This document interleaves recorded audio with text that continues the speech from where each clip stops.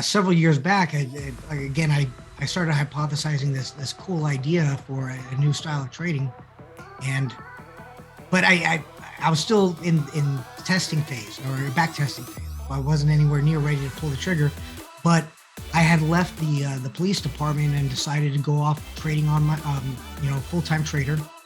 And my first 2 months as a full-time trader, I was in the red, and that was devastating. I felt like an absolute just failure.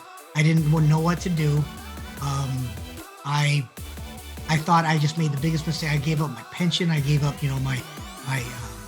my medical benefits. I gave up, all these great, work benefits. And here I go, my first 2 months on my own as a full-time trader, and I lose money. And I just couldn't believe I had done that. So I decided at that time, after 2 months of being in the red, I decided to pull the trigger a little bit early on my new style of trading.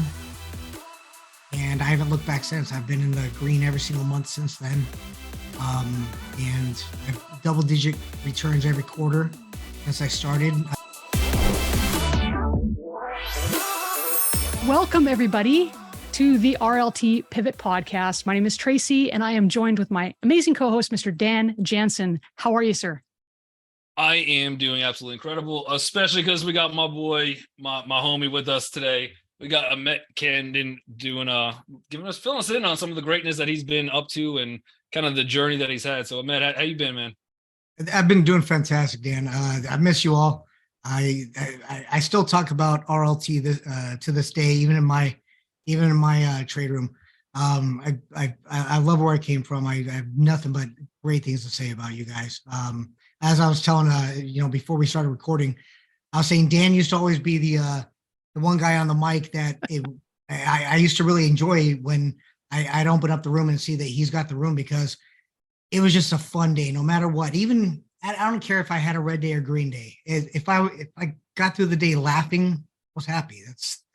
And so, yeah, Dan, you always brought a smile to my face. Trading's supposed to be fun, right? Right, exactly. Dan, do you remember back in the day, you and I think we're the only two that actually jumped on a Bumble IPO? I might still hold it. I actually still do, man. Yeah, I think I might still have that one.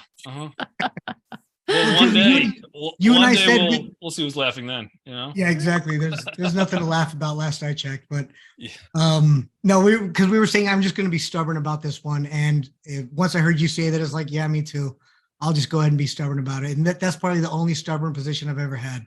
Yeah, I'm still holding. Every time I look at that position, I'm like, what the Amat's doing right? Right. Oh, that's awesome.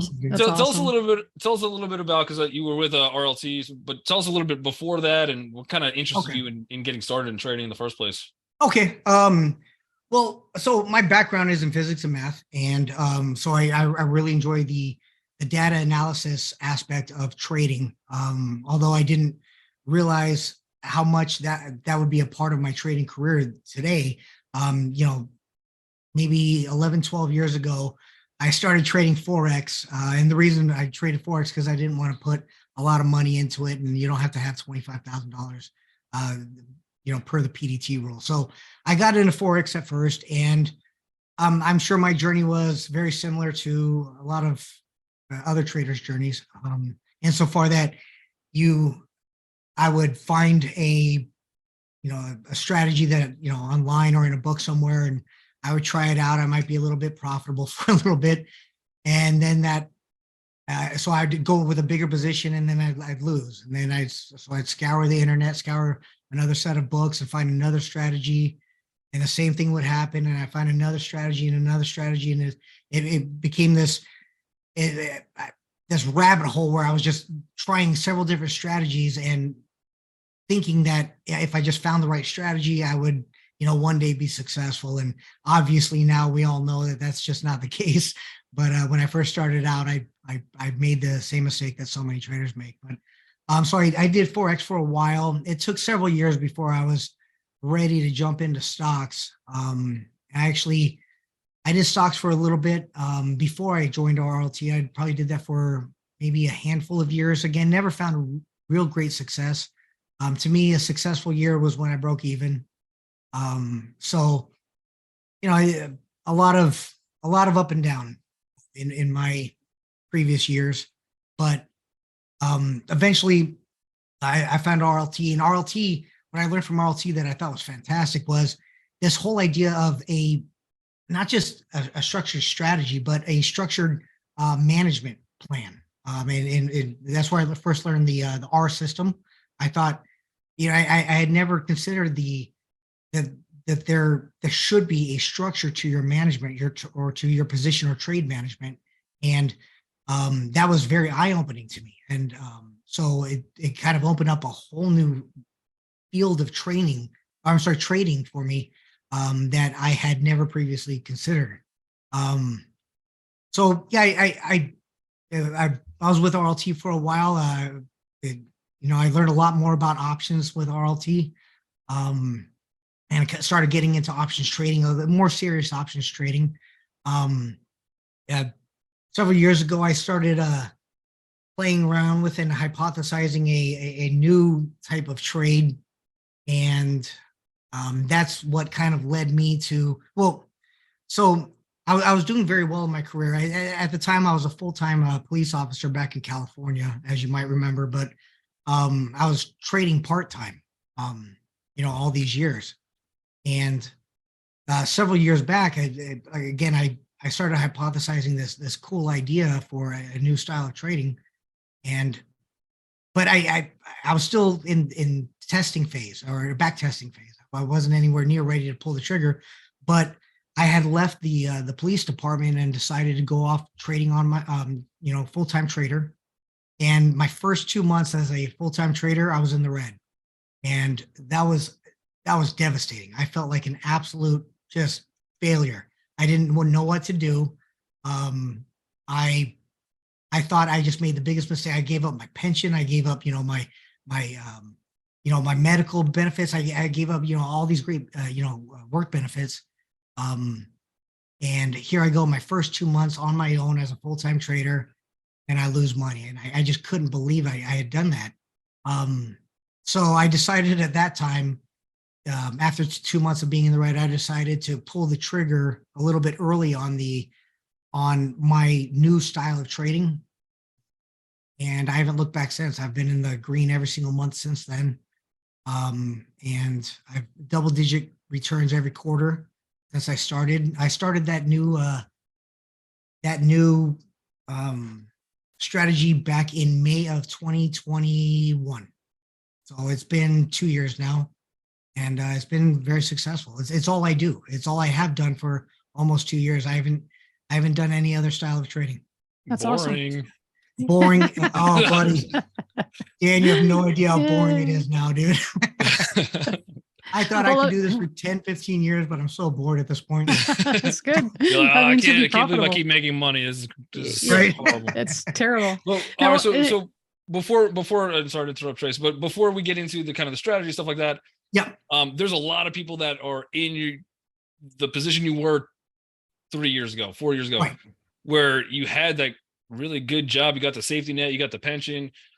What was it for you that just kind of just said, I'm gonna forget all of it, I'm focusing somewhere else, right? Because there's a lot of people that could be in your chair right now, very successful, and it's just not even getting to the trading, but just how do you mentally do that? How do you prepare for that? Oh, it's tough. Absolutely. It is, it's an exhausting enterprise before it even happens. After it happens, you feel very liberated. But yeah, during the several months leading up to that point where I knew I was going to leave the department and go full time, what I did was I actually took 2 months of vacation. Before I left the department, I took 2 months of vacation, and I just traded full time just to see if I would even like working from home, 6 hours a day, if this is even something I'm going to like, or am I just going to end up pulling out all my hair? So I took those 2 months. I did fantastic, like I had been before. It wasn't until after I had I left the department that I had those 2 bad months. But I actually really thoroughly enjoyed the idea of working from home. I didn't want to answer to another sergeant. I didn't want to have to answer to another lieutenant. Johnny knows I was in the Marine Corps for 8 years prior to all of this. I did 11 years as a police officer. I did not. And I was a police officer in a city that kind of made it a little bit difficult to be a police officer, for several reasons. But I knew my one goal was to just become that full-time trader. It didn't matter how I got there. I just knew I had to get there. Well, it did matter how I got there. It did take probably 4 or 5, maybe even 6 months of constantly going over the numbers and constantly really, kind of getting in touch with myself to see whether or not this is something I could do. I wanted to do it, but could I do it? As far as pulling the plug, it's I'll be honest with you. Like I said, that's not the greatest feeling in the world. But I'll tell you, when I was driving away from my station for the last time, I was hitting the roof of my car. I was screaming in my car like, yes, I finally did it. I was elated. I love the freedom of it. I wear a shirt for this interview, but I wear a t-shirt and shorts every day to work. I can't complain. Oh, I appreciate you dressing up for the interview. Right. That's great. Now, Ahmet, I want to kind of actually go back a little bit further because we kind of skipped ahead of what even got you involved in trading in the first place. So you mentioned that you were in the military. Were you trading back then? What got you interested in trading at all? So, that's actually a really good question. What first? I think it was I was just walking through a Barnes and Noble back in the day, and I saw a book on it. I didn't know anything about it. This was probably back in like 2008, 2009. Again, I didn't know a whole lot about the stock market. Didn't really know anything about it. I just picked up probably one of those. In fact, I probably still have it. Stock or day trading for dummies. And I probably just delved into that. And that's where I kind of learned the difference between the stock market versus the Forex market. I said, okay, I'll try the Forex market. And I did that for a number of years. I tried, so my brother, who happens to be a programmer, he and I are trying to jump in, trying to find an algorithm that's going to make us, $1 million, every year. Obviously I now know that just doesn't happen. But I think I was intrigued, Tracy, by the possibility of it. I had the analytical mind to appreciate it, but absolutely the possibilities that come along with trading, that's probably what pulled me in. Now, great. Obviously, I'm much more conservative. I no longer dream of $1 million trades. That's just I know what the reality is now. But back then, those $1 million ideas popped in your head, and you picture yourself on a boat one day driving, pulling away from your mansion at some point. That's probably what drew me in. Now, you are very unique in the sense that, most people don't have a military background. Most people don't have a paramilitary background. And I'm curious, what kind of skill sets make you uniquely qualified to succeed in the trading market that you might have gotten from those skills? That's actually a really good question. That's something that I discuss with other traders often. So I now understand what I didn't understand, a decade ago, was how much discipline and consistency really play into a successful trader's toolbox or skill sets. Those are possibly the two most important skill sets that a successful trader has honed, throughout their career. Being disciplined and being consistent. I don't care what your strategy is. It really doesn't even matter. I don't care, if you're using, a 813, cross, EMA cross or Bollinger Bands. That none of that really matters to me. My biggest question is, can you stay consistent and can you be disciplined even when it's tough to? So I would say that, and Johnny knows this, I would say that those are two skill sets that were honed to an extreme level in the Marine Corps and then also as a police officer. You don't realize it at the time, of course, but That's absolutely spot on, brother. Right, Johnny. That's just how it is. Now, obviously, you don't need, stress inoculation training from the Marine Corps in order to become a successful trader. But any training or experience you've had in the past that you can pull from that you can add to your toolbox that will help you become more consistent and more disciplined in your trading will only work to help you become more profitable and successful. For those 2 months that you were, really on your own, and you've already quit and the whole thing, and you were not successful trading. To an extent, you were down. Yeah. How did that make you a better trader? So, well, one, it made me pull the trigger on my new strategy, because if that hadn't happened, I probably would never have pulled the trigger. I probably never would have pulled the trigger on my new strategy, which would have been awful. But as far as learning from your mistakes, as you all know, because you're all very successful traders, you know as well as I do that your losing days or your red days are actually more important than your green days. I have a very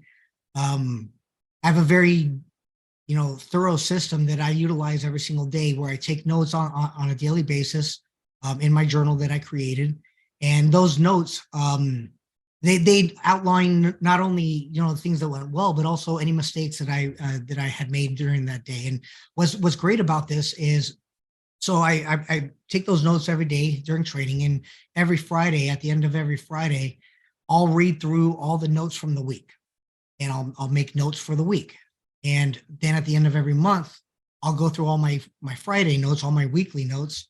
And what this has actually helped me out so much, not only in my discipline, and learning, the mistakes I've made, and that way I can, correct those mistakes, but it's also actually helped me identify major shifts in the market climate. In fact, last year, 2022, we had like three solid shifts in the market climate, where if you weren't really paying attention, you might notice that your strategy that you've been using for the last 3 or 4 months isn't really working as well. And that signifies to me that this might be a small shift in the market climate. And so we were able to adjust, or I was able to adjust my strategy as necessary, as needed, during those market shifts. So I'm very disciplined from learning from my losses, not only because it reminds me to not repeat those mistakes again, but also it helps me identify if the market, like I said, is shifting and my strategy might need to be tweaked a little bit. So that's where paying attention to your red days are much more important than your green days. I don't even care about my green days. They just whatever. That's huge. Now those losses, that's one thing, you had some discipline, and you were able to exercise that discipline into action. What about the psychological component? Because I'm sure that made you feel pretty defeated and Absolutely. feeling stressed, right? So how did you cope with that and come out through the other side? Exercise. There you go. It really comes down to exercise for me. So that's my coping mechanism, and I know every trader has their own way to cope with stress. But me personally, even if I hit the weights in the morning, if I sit down at the trade desk and I have, I just make a series of bad trades, I just have a series of mistakes, and I'm just kind of ticked off at myself. It's just one of those days where I'm just like, nobody talks to me right now. I'm just having a bad day. I'll take my notes, and then I might go hit the weights again, just to kind of de-stress myself. But that's my way of getting rid of that stress. And so, yeah, but those 2 months were very defeating. Again, mostly because I had just left a very, very, very stable job, pension, 457, the whole thing, medical benefits, all of it. So that probably is what added the most stress to me.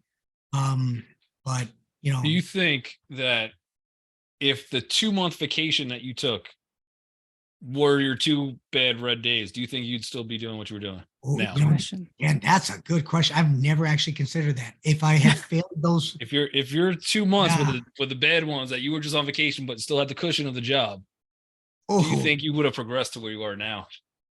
um, I would have wanted to, but I'll be honest with you, Dan. That might have been enough to at least hold it off for a little while. Yep. Yeah, that's a great question, man. Wow. That's what I've never considered. Yeah, because your drive more than, I mean, the visions of boats and mansions, that's what drives everybody to the market. right. Your drive, which can't be taught, and it could come from some of the military background, it could be, but that's just helps to kind of form it.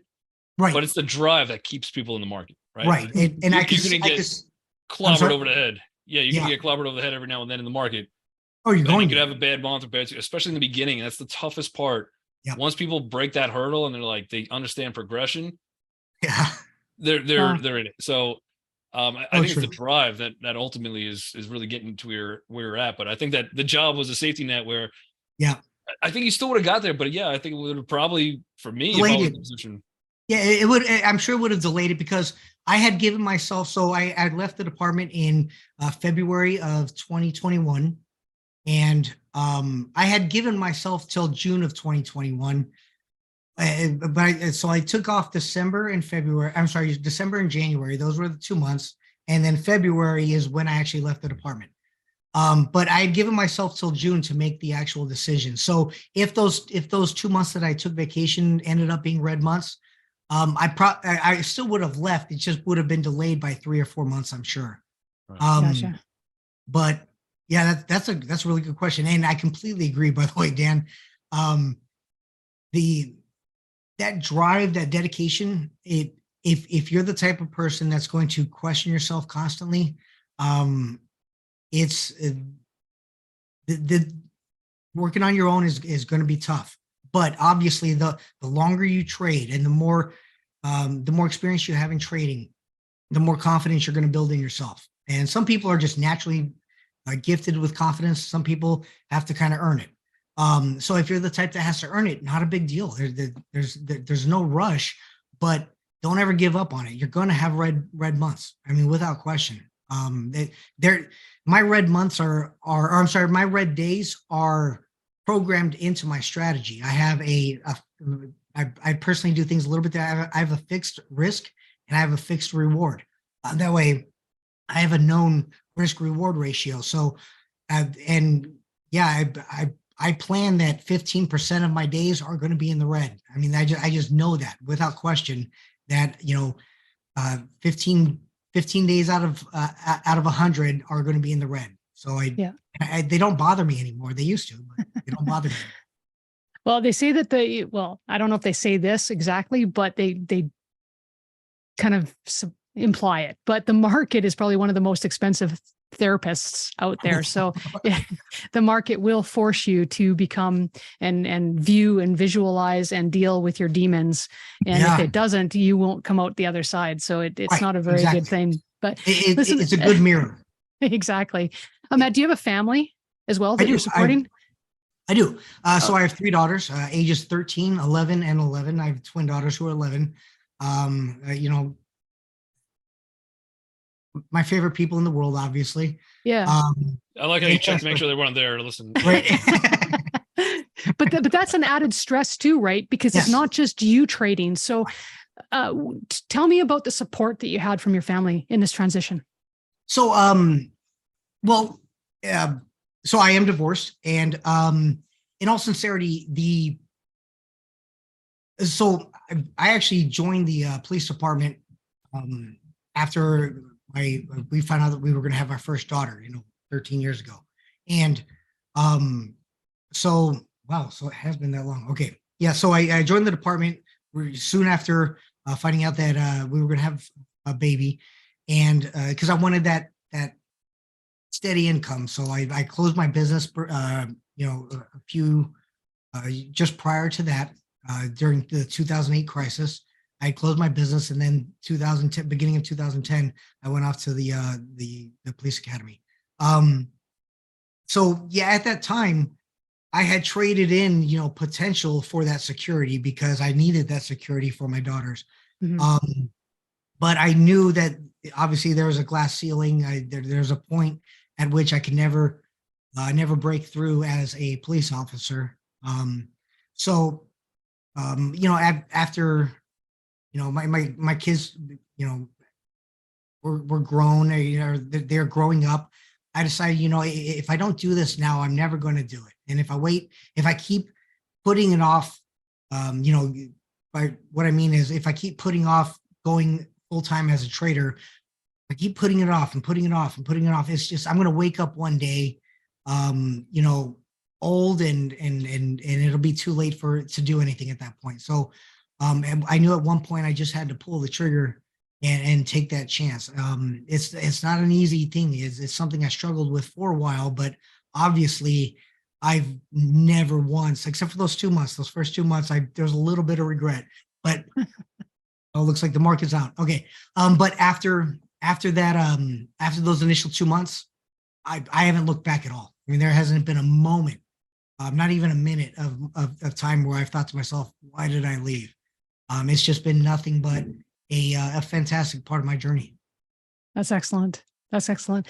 Now, thank you for sharing your story. And I'd also like to thank you for your service. So both as a military man and as a police officer. So it takes a really brave individual to be able to step into the danger like that and deal with all the junk you have to deal with. So I wanted to take that time and thank you.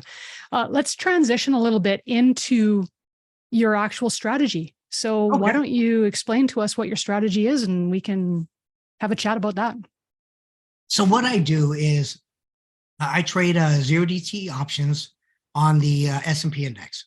And I trade specifically credit spreads on the S&P index that expire that same day. And again, this was something that I was testing out several years back, or maybe 2 or 3 years, 3 years back. And at that point, no one was doing it. I remember even at the time I was in RLT while I was playing around with this strategy, and people were telling me like, no, dude, you're not going to make money doing it. You're not going to make money doing it. And I completely understand why. Everyone was apprehensive about the idea of trading 0DTE options. And obviously it's because of gamma. Gamma on the last day, on the day of expiration, is gigantic. And so playing around with it, I did find a set of parameters for my trade style that through a lot of data analysis, I was able to optimize every parameter. I tweaked every parameter until I optimized every one to give me the most, give me the highest probability of profit across the day. And so I do risk 3% every day, 3% of my account balance. I risk 3% every day to either, sometimes my reward is 1.5%. Right now it's 1% in this market climate. I had to pull it back to a 1% reward. So I do have a 3-to-1 risk reward ratio, but my, let me see what it is now for this year. I'm at 87% win rate.